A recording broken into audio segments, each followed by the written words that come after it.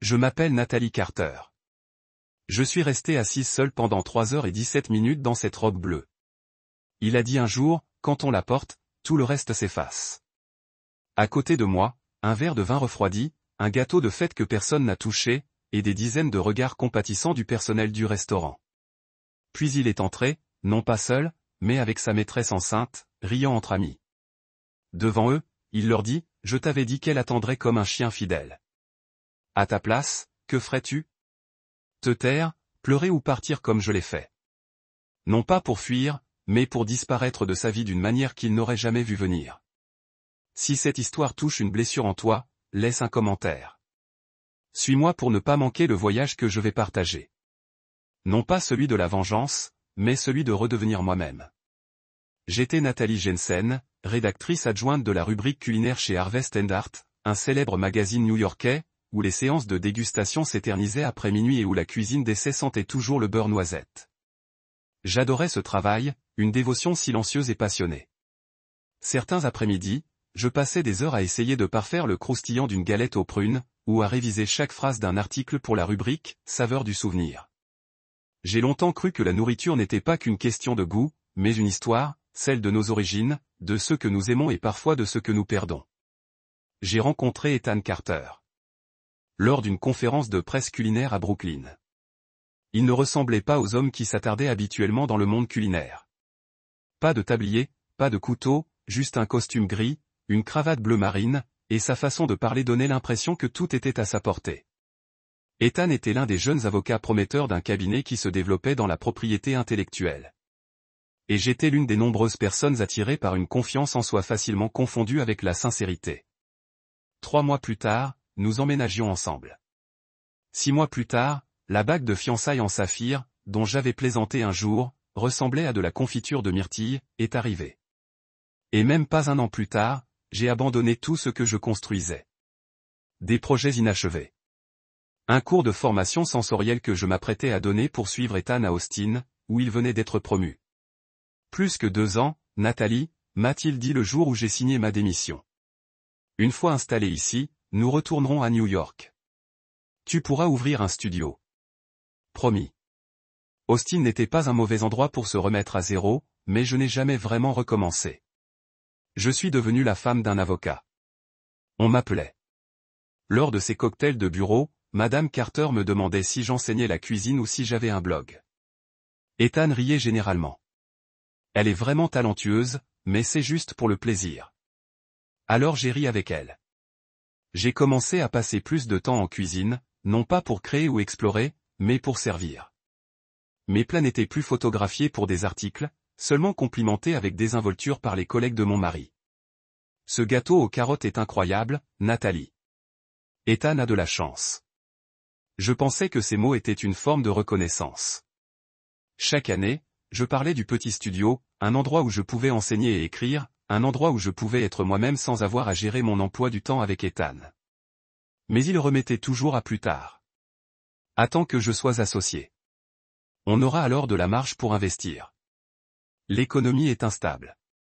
Peut-être l'année prochaine. Tu as bâti une communauté formidable ici, Nathalie. Qui a encore besoin de New York? J'ai recommencé à écrire de petits articles de blog, des recettes pour quelques sites web locaux, mais Ethan se plaignait souvent que j'y passais trop de temps. Ce n'est pas du vrai travail. Tu sais. Ne te fais pas d'illusions. J'ai commencé à douter de moi. Peut-être étais-je trop rêveuse. Peut-être que ce que je voulais n'était pas réaliste. Je m'en suis convaincu. Que prendre soin d'Ethan, organiser des fêtes pour ses collègues, gérer la maison était aussi une forme d'accomplissement. Et chaque fois qu'il souriait quand je déposais le sul parfait sur la table, je me disais que c'était peut-être suffisant. Mais au fond, je savais que je n'écrivais plus comme avant. Je ne cuisinais plus avec émotion et je ne me sentais plus moi-même quand je n'étais pas à côté d'Ethan. Il y a eu une soirée dont je me souviens encore. Je ne me souviens plus si c'était son anniversaire ou un dîner important avec un client. J'ai passé 3 jours à planifier le menu, 2 jours à préparer et 6 heures à cuisiner non-stop. Une fois le dîner terminé et les invités partis, j'ai demandé à Ethan, le canard était-il meilleur que la dernière fois? Il a levé son verre, a bu une dernière gorgée, puis a croisé mon regard. Tant que ce n'est pas cru, c'est meilleur que la dernière fois. J'ai souri. Les brûlures mes mains ont disparu plus vite que son admiration. Au fil du temps, il passait de plus en plus d'heures au bureau. Les soirées ensemble se sont faites rares. Et quand on se retrouvait à dîner, il était souvent rivé à son téléphone, à répondre à ses mails professionnels. Je m'asseyais en face de lui, mangeant en silence, essayant de partager une nouvelle idée de recette ou un sujet sur lequel j'avais envie d'écrire. Mais son regard me dépassait toujours, comme si je parlais de quelque chose de lointain. J'ai commencé à garder des recettes pour moi. Je les ai notées dans le carnet en cuir que ma tante m'avait offert. C'était peut-être tout ce qui me restait de Nathalie Jensen. Le reste de moi était devenu Madame Carter à plein temps.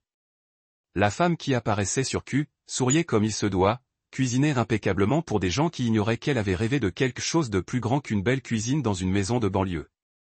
C'est ainsi que j'ai vécu pendant 12 ans. Et jusqu'à ce soir chez Sagendash où j'ai entendu Ethan dire, je t'avais dit qu'elle attendrait comme un chien fidèle.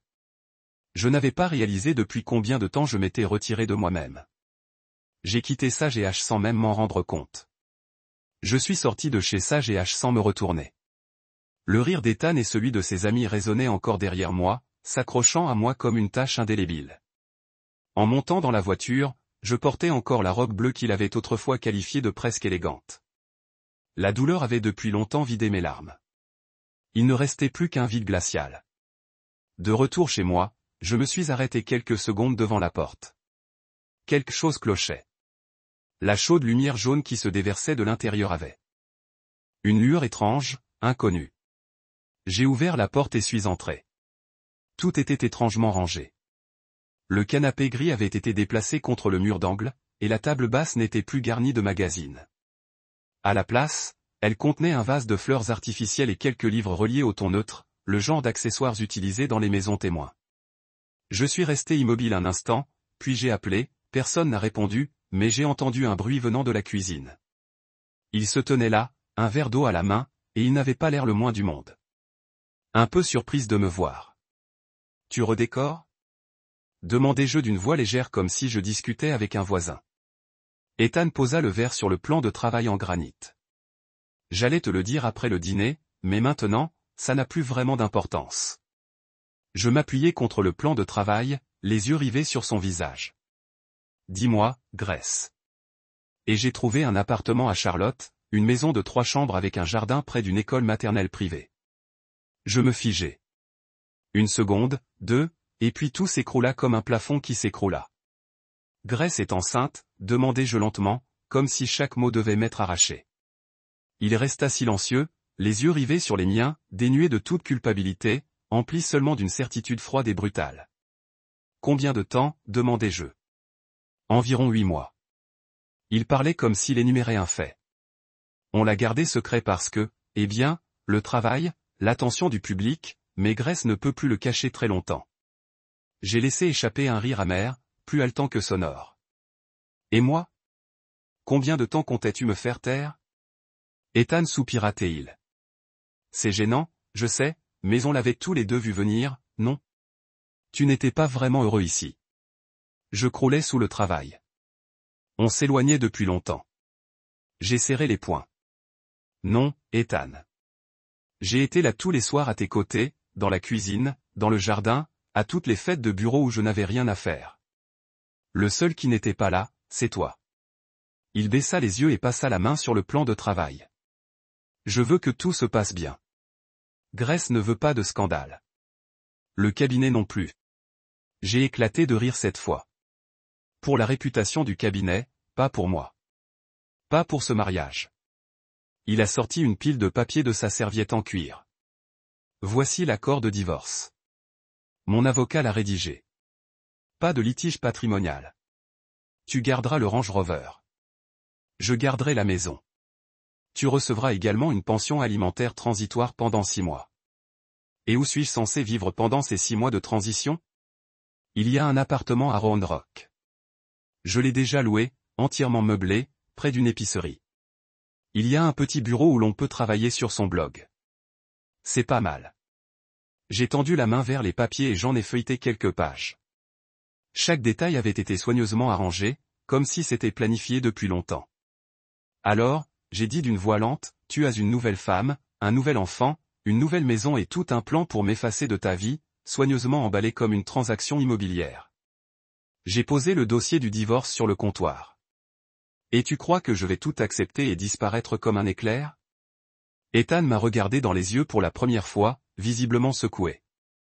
Je ne te veux pas de mal, Nathalie. Mais c'est ce qu'il y a de mieux pour tout le monde. Je me suis approché, j'ai fouillé dans le tiroir sous le comptoir de la cuisine et j'en ai sorti une paire de ciseaux à tissu. Puis j'ai coupé la composition florale artificielle qu'il avait posée sur la table, une tige à la fois. Les pétales tombaient sur le carrelage blanc. Joli, dis-je. Mais sans odeur, sans vie, comme tout ce que tu appelles stable depuis 12 ans. Ethan ne dit pas un mot.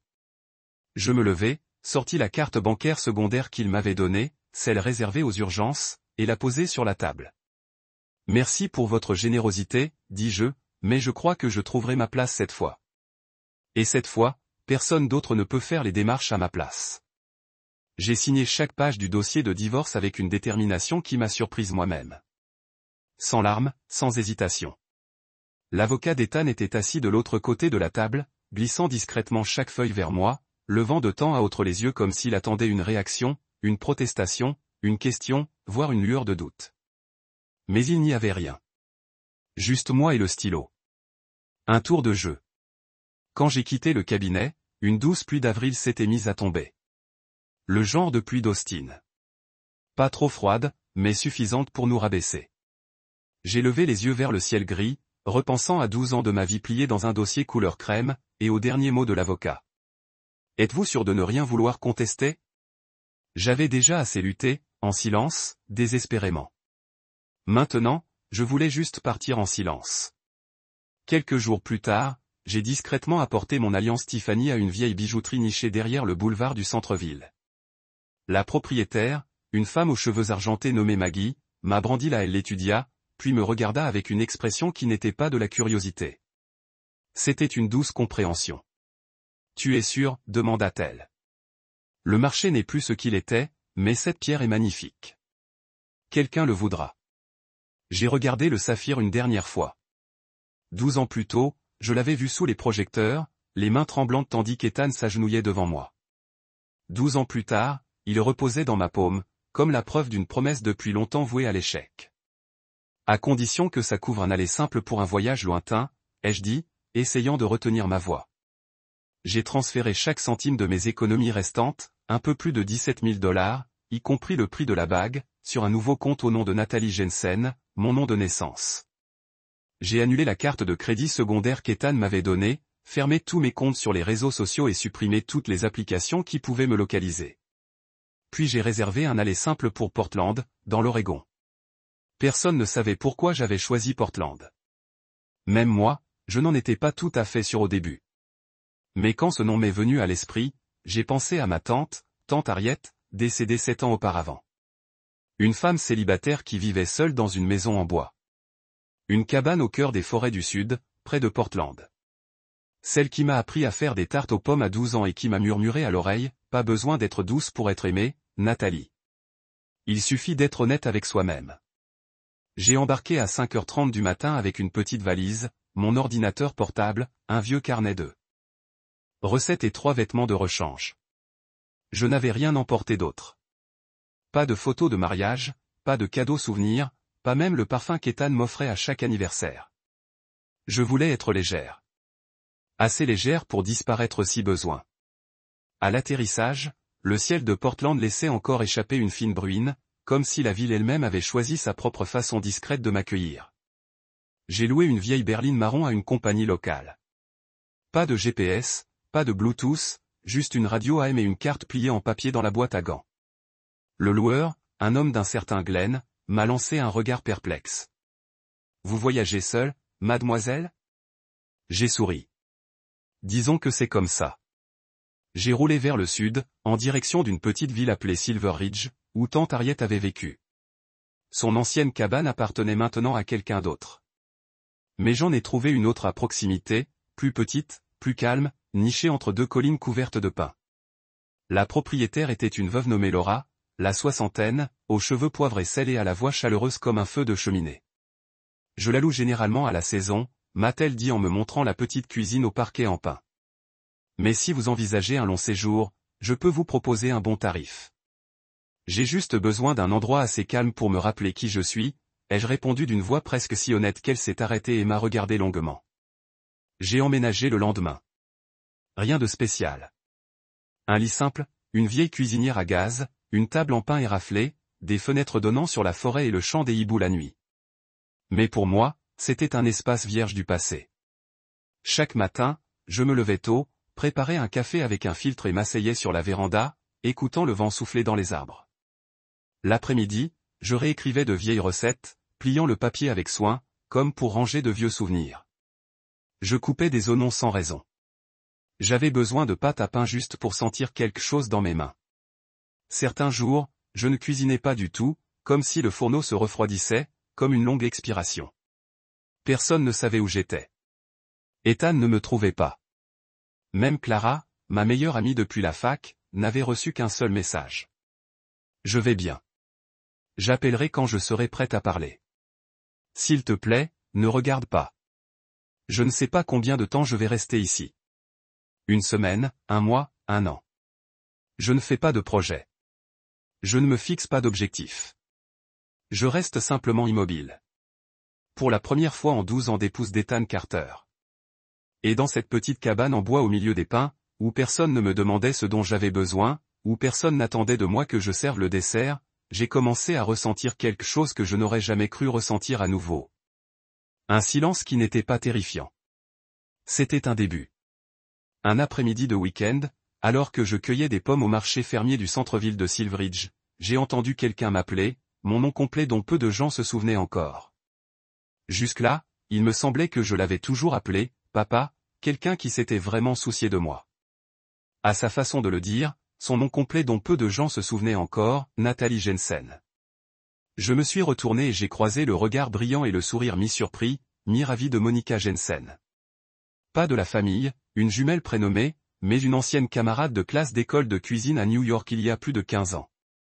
Monica, ai-je dit, stupéfaite. Oh mon Dieu, c'est vraiment toi.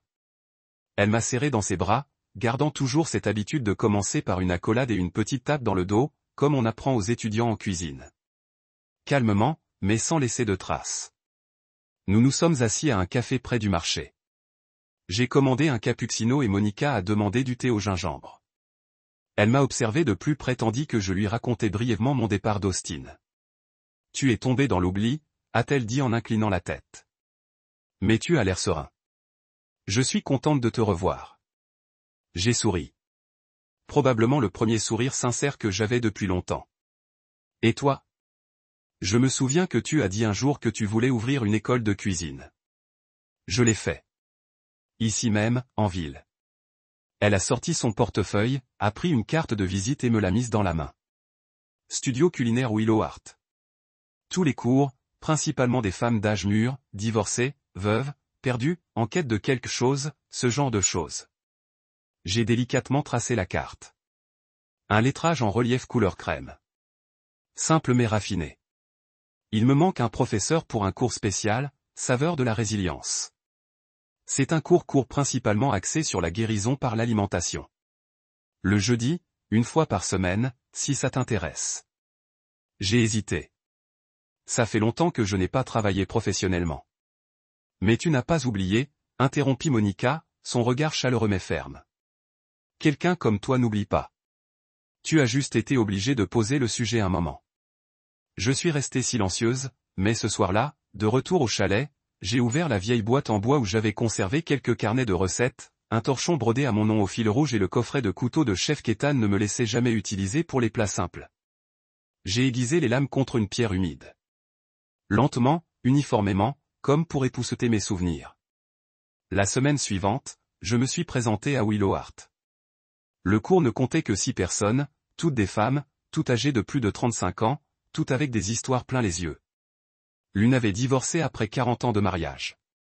Une autre venait de perdre son mari dans un accident de voiture. Une autre venait d'apprendre que son mari la trompait pendant qu'elle suivait un traitement contre un cancer du sein. Mais dans la grande cuisine ensoleillée de Monica, je n'ai vu aucune désolation. J'ai vu des mains, des bols tremblants mais déterminés, des bols en céramique, et le courage de recommencer. Lors de la première séance, je leur ai appris à préparer une soupe de haricots blancs à la nette et aux zestes de citron, un plat que j'avais cuisiné pour tante Harriet lors de son dernier automne. Rien de spécial, dis-je tandis qu'il se tournait vers moi. Quelque chose de doux pour réconforter une âme fatiguée. Je me remis à écrire. Pas d'article ni de critique culinaire, juste des petits morceaux, des réflexions, des souvenirs, des recettes tissées d'émotions. J'appelais le blog « La Flamme Silencieuse ».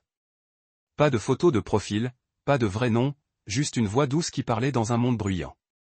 J'écrivis sur le pain au romarin que j'avais appris d'un ami italien décédé. Sur les nuits au chalet où je cuisinais des pommes juste pour réchauffer la pièce. Sur le fait de me tenir debout devant une petite cuisinière à gaz, les bras endoloris à force de pétrir la pâte, mais le cœur moins vide. Et puis j'écrivis sur la soupe aux haricots blancs, le premier plat que j'ai enseigné après mon retour en cuisine. Avec l'histoire de Carole, avec sa permission, ce billet fut partagé plus que prévu. Un commentaire anonyme disait « Je n'avais jamais pleuré en lisant une recette avant aujourd'hui ». Monica lut le billet et posa sa main sur mon épaule. « Tu n'enseignes pas seulement la cuisine, Nathalie. Tu apprends aux gens à revenir. » Ces mots me restèrent en travers de la gorge. J'ai commencé à enseigner plus régulièrement. Chaque cours était axé sur un sujet simple, mais chargé de sens. Une salade de patates douces rôties préparée par une survivante du cancer. Un gâteau aux amandes traditionnelles qu'une élève avait appris de sa grand-mère. Je n'étais plus l'instructrice. Je faisais partie d'eux. Et la cuisine, une fois de plus, n'était plus un lieu de service. C'était un lieu de retour. J'ai acheté un nouveau carnet en cuir et j'ai noté le nom de chaque personne, chaque recette, chaque fragment d'histoire qu'il racontait. Non pas pour archiver, mais pour me rappeler que cassé ne signifie pas disparu. Je ne m'attendais pas à grand-chose en postant la tarte à la crème anglaise de la Southern Squad sur la Flamme Silencieuse. Juste un après-midi pluvieux, quand je me suis soudain souvenu du dessert que tante Harriet préparait chaque Noël. J'ai écrit un court souvenir pour l'accompagner, relatant ses années passées dans son étroite cuisine, à la regarder remuer le lait, les jaunes d'œufs et le sucre avec une patience qui semblait raviver quelque chose de fragile. Je ne sais pas qui l'a partagé en premier, mais le lendemain matin, la boîte mail était inondée de lettres de remerciements. Les gens m'ont envoyé des photos de la tarte qu'ils avaient préparée, ont partagé des souvenirs d'enfance avec leur mère, leur grand-mère et eux-mêmes dans de petites cuisines. Puis j'ai reçu un message de Southern Living. Ils voulaient m'interviewer pour leur nouvelle voix de la rubrique cuisine américaine. Ils n'avaient pas besoin de mon vrai nom si je n'étais pas prête. Je me suis assise devant l'écran, les doigts planant sur le clavier. Une partie de moi voulait reculer. L'autre partie a murmuré, « Celle-ci est à toi. Personne d'autre ne peut dire non à ta place. » J'ai dit, oui. L'interview est sortie une semaine plus tard avec un titre simple, La Flamme Silencieuse, la guérison par la crème anglaise et le non parlé. Je n'ai pas utilisé le nom de famille Carter. Je l'ai signé Nathalie Jensen. Et dans la courte biographie, j'ai écrit, ancienne rédactrice culinaire, redécouvrant la vie à travers des recettes oubliées. Je n'ai pas ajouté de lien. Je ne l'ai partagé sur aucun réseau social. Mais en 2 jours, des gens ont découvert le blog et l'ont largement partagé, même sur des forums culinaires, des groupes féministes et des communautés de personnes en voie de divorce. Les lettres affluaient de partout. Une veuve de l'Alabama écrivait que la tarte lui rappelait le dernier anniversaire de sa fille. Une mère célibataire du Montana disait que sa fille de 10 ans avait préparé la tarte et la lui avait offerte parce qu'on est comme Miss Nathalie. J'ai lu chaque mot, chaque histoire, et j'ai eu l'impression d'être vu. Non pas pour mon statut, mais pour la profondeur avec laquelle j'avais touché le cœur de quelqu'un. Je ne pensais pas qu'Ethan le découvrirait un jour, mais j'avais sous-estimé à quel point il suivait de près ce qui ne lui appartenait plus. Lundi matin, j'ai ouvert ma boîte mail, rarement utilisée, et voilà, son nom. Objet, écrire sur le nom de quelqu'un d'autre. Le message était court. Classique Ethan. Je vois que tu utilises mon nom de famille pour attirer l'attention. On dirait que le blog de cuisine anonyme est maintenant découvert par hasard. Sois prudente, Nathalie. Ma carrière entre dans une phase critique. Il n'y avait ni félicitations, ni inquiétude, seulement une menace voilée déguisée en gestion des risques. Quelques heures plus tard, un autre message est arrivé. Cette fois, d'une adresse email différente, mais j'ai immédiatement reconnu le nom. Ras Nolan Carter. Ces mots n'étaient pas aussi froids que ceux d'Ethan, mais ils étaient doux, comme du miel mêlé de somnifères. Je n'écris pas pour créer un conflit, mais pour vous faire une demande bienveillante. Ethan est sur le point d'être nommé juge de district fédéral, un poste prestigieux que toute sa famille espère depuis longtemps. La presse commence à se pencher sur les relations passées et chaque détail peut être scruté. J'espère que vous comprenez l'importance du silence en ce moment. Nous vous demandons de ne pas mentionner Ethan ou de partager toute information susceptible de créer des malentendus sur sa vie privée. En bas se trouvait une signature électronique, Grace Nolan Carter, JD, conseillère juridique principale chez Nolan & Carter Law Group. L'écran brillait en silence. Je n'ai pas cligné des yeux. Dans ma tête, les anciens mots d'Ethan résonnaient. Vous savez que l'écriture n'est pas un vrai métier. Et pourtant, maintenant, c'étaient ces mots fictifs que je prononçais qui les effrayaient. J'ai imprimé les 2 lettres et les ai glissées dans une simple enveloppe blanche, non pas pour y répondre, mais pour me souvenir. Cet après-midi-là, lorsque Monica est passée au chalet avec une tarte aux pommes cuite au four, je lui ai montré la lettre. « Qu'est-ce que tu vas faire ?» a-t-elle demandé en posant la tarte sur la table, le regard inquiet. J'ai ouvert le tiroir et sorti mon carnet en cuir rigide, celui que j'utilisais pour noter des recettes et des articles que je n'avais jamais publiés. Je vais faire exactement ce qu'ils craignent, continuer à raconter des histoires. Monica m'a regardé un instant, puis a souri doucement.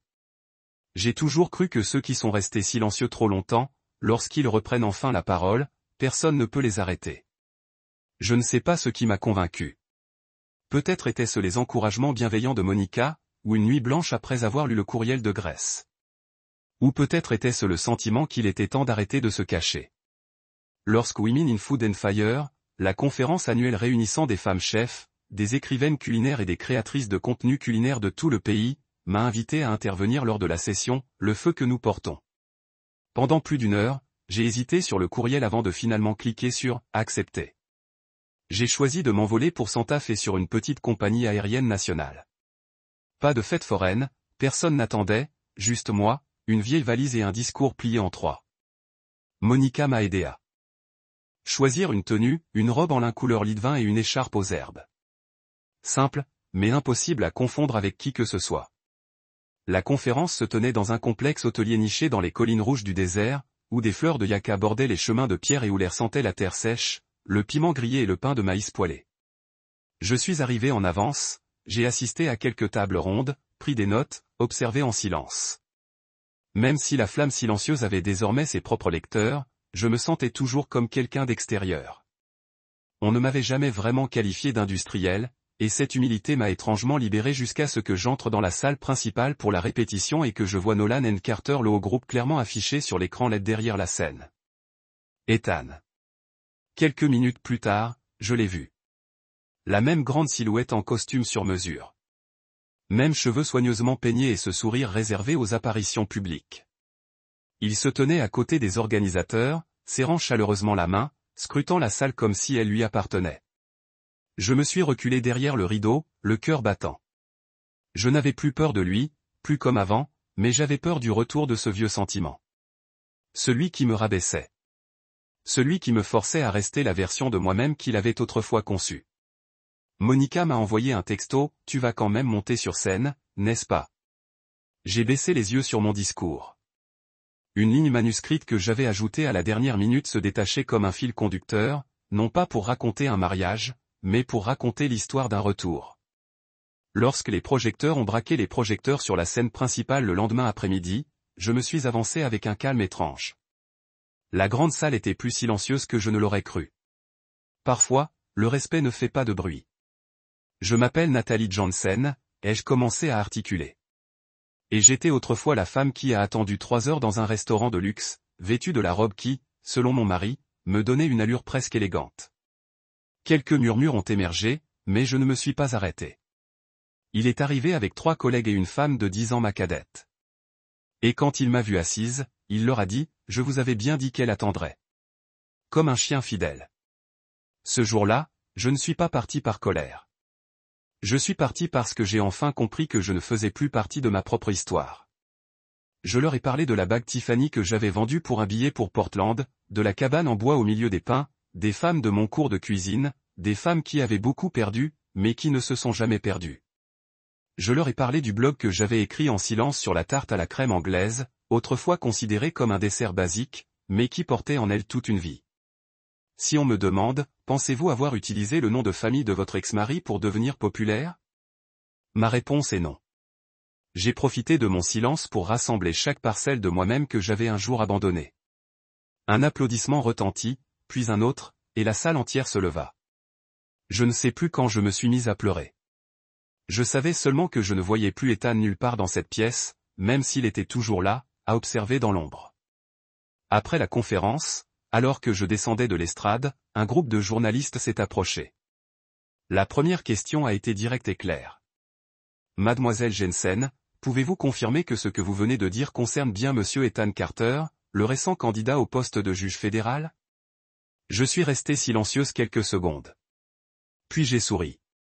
Doucement mais fermement. Mon histoire ne le concerne pas. Elle me concerne. Et je pense qu'il est temps que nous nous soucions davantage de ceux qui ont survécu au silence que de ceux qui l'ont créé. Je les ai dépassés, sans entendre les voix qui m'appelaient. Je rangeais le garde-manger dans la cabane lorsque j'ai entendu une voiture s'arrêter dans l'allée. Ni le moteur de Monica, ni la camionnette de Glenn. Elle était trop douce, trop silencieuse, trop parfaite pour la route forestière accidentée. Je suis sorti et me suis essuyé les mains sur mon tablier. Ethan était déjà là, attendant, l'air indéchiffrable. Toujours vêtu d'un costume anthracite impeccable et d'une cravate bleu marine, mais cette fois, la cravate était de travers, la veste froissée aux manches. Son visage paraissait plus sombre, fatigué, mais il gardait toujours ce calme familier, l'air de quelqu'un qui croyait autrefois que chaque pièce tournait autour de lui. « Puis-je entrer ?» demanda-t-il, comme s'il s'agissait d'une visite informelle. J'ouvris la porte, mais ne l'invitai pas à s'asseoir. Il tira lui-même une chaise et s'assit à la table en pin où j'avais noté mes premières recettes après avoir quitté Austin. Il parcourut les étagères du regard, la tasse de thé fumant encore sur la table. « Cet endroit, on dirait que tu y es. » Au bout d'un moment, il dit simplement, « Grace est partie. » Je n'eus pas l'air surprise. Des rumeurs circulaient depuis la conférence de Santa Fe selon lesquelles Grace, incapable de supporter la pression médiatique, avait laissé Charlotte avec l'enfant. Sans laisser d'adresse, sans soulagement. Sans regret, juste le sentiment discret que c'était exactement là où je devais être. J'ai essayé de la joindre, continua Ethan. Mais Grace, elle ne veut pas revenir. Elle a dit qu'elle ne pouvait pas vivre dans une relation où la vérité doit toujours être cachée. J'ai levé les yeux. Peut-être que cette fois, tu devrais la croire. Il resta silencieux, puis dit lentement, je sais que je n'ai pas le droit de demander quoi que ce soit, mais le garçon, il a besoin de quelqu'un de normal, de stable. Je ne peux pas travailler et m'occuper de lui toute seule. Je ne sais pas comment. Son regard reflétait quelque chose que je n'avais jamais vu en lui auparavant. Le désespoir. Tu as toujours su tenir bon. Je me suis appuyé contre le comptoir de la cuisine, les bras croisés, comme je te soutenais autrefois. Je me suis dirigé vers la petite étagère et j'ai sorti une pile de papiers simplement reliés. Mon changement de nom légal. Je l'ai placé devant lui. Tu sais ce que c'est? Ethan l'a ramassé, a parcouru le titre. Il y a eu un silence. Nathalie Jensen, a-t-il lu. Tu as vraiment réussi. J'ai cru un jour que garder le nom Carter était la dernière chose qui me restait de notre mariage. Comme garder une vieille clé, même quand il n'y a plus de porte à ouvrir. Mais j'avais tort.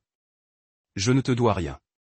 Ni ta réputation, ni ton enfant, et surtout pas la responsabilité de guérir ce que tu as brisé chez quelqu'un d'autre. Il a baissé la tête, les mains jointes, et est resté silencieux un long moment. Je n'aurais jamais cru que tu irais aussi loin, a-t-il murmuré. J'ai ri, non pas par moquerie, mais avec soulagement.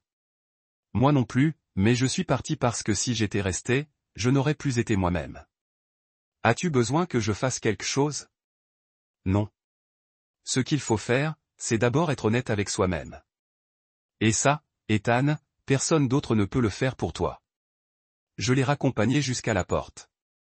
Il s'est arrêté sur la marche en bois, observant le paysage silencieux. Le bruissement des feuilles de pin, l'odeur du pain qui cuit encore dans l'air. C'est vraiment paisible ici, a-t-il murmuré. Je n'aurais jamais cru qu'on trouverait la paix dans un endroit pareil. Je n'avais pas de plan précis au départ. Pas de plan de sol, pas de détail des coups. Certainement pas de vision à 5 ans, mais j'avais une petite maison en bois au bord d'un chemin forestier, une cuisine à côté de laquelle j'étais resté des mois, des souvenirs de cuisine qui reprenaient vie, et une communauté grandissante de femmes qui venaient en cours tous les jeudis. Alors, je lui ai donné un nom, Omphir. Pas de grands panneaux, pas de site web sophistiqué, juste un vieux morceau de bois que Monica avait peint en lettres blanches.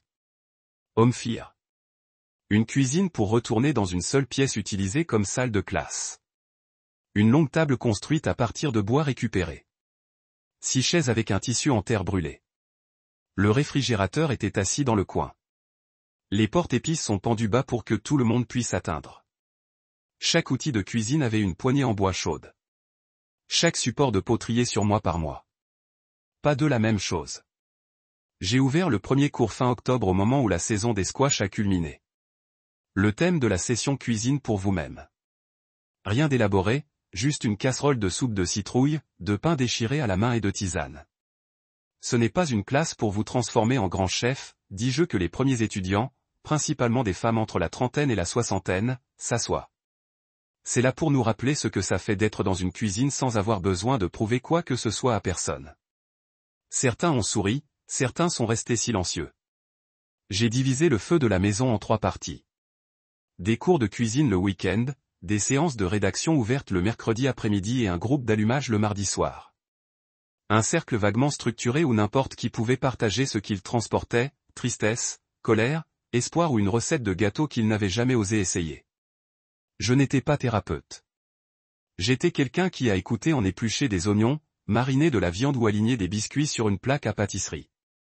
J'ai appris à maintenir le silence sans interrompre. Et parfois, un signe de tête au milieu de la fusion a fait plus que tout traitement coûteux. La flamme silencieuse que le blog que j'ai écrit une fois sous l'anonymat était maintenant devenue une ombre douce dont je n'avais plus besoin de me cacher. Après le discours du Santa-Face, j'ai finalement mis mon vrai nom au sommet. Des lettres sont arrivées tous les jours. Certaines personnes ont envoyé des photos de repas qu'ils ont préparés à partir de mes messages. Certains ont raconté des histoires de divorce après 30 ans avec un mari qui a toujours dit que leur cuisine était fade. Certains n'ont écrit qu'une seule ligne. J'ai lu votre message et j'ai réalisé que je pouvais toujours recommencer. Un matin, j'ai reçu un email de Heart & Table, le magazine alimentaire que je rêvais une fois d'écrire quand j'étais à New York. Le nouveau rédacteur en chef, une femme nommée Samira, avait une voix au téléphone remplie de ce rare optimisme tenu uniquement par ceux qui croient encore que l'écriture peut soulager le monde. Nous aimerions que vous écrivions une chronique récurrente, a-t-elle déclaré. Pas le type de plat des 10 premiers, mais de vraies histoires. Vous avez une façon de dire des choses qui font que les gens s'arrêtent et goûtent. Pas seulement la nourriture, mais leur vie. J'y ai pensé, puis j'ai hoché la tête. J'ai intitulé la colonne de cuisson par silence. La première pièce que j'ai soumise concernait le poulet frit croustillant et la sauce au miel de citron, un plat que l'un de mes élèves a fait le jour où elle a demandé le divorce. En elle. Je n'ai pas seulement écrit la recette, mais comment ses mains tremblaient en coupant la poitrine de poulet. Comment elle est tombée en panne en pleurant quand elle sentait quelque chose de familier, elle ne s'était pas autorisée à se souvenir depuis des années. La pièce était largement partagée. Je n'ai pas été surpris. Je savais que la nourriture n'était pas seulement le goût. C'était la mémoire, le refuge, une façon de nous toucher les uns les autres lorsque toutes les autres langues se brisent. La nuit, de retour à la cabine, je me suis assis près des lettres manuscrites à la petite lecture. Certains écrits en plume violette, d'autres avec des recettes familiales repliées à l'intérieur. J'ai gardé chacun dans une vieille boîte en étain, notant la date et l'odeur dont je me suis souvenu en le lisant. Monica s'est arrêtée par un après-midi enneigé, tenant une bouteille de vin chaud et pommes. Elle regarda autour de l'espace de feu de la maison et sourit doucement. « Je pensais que tu retournerais à New York, a-t-elle dit. Je l'ai fait, mais pas la ville.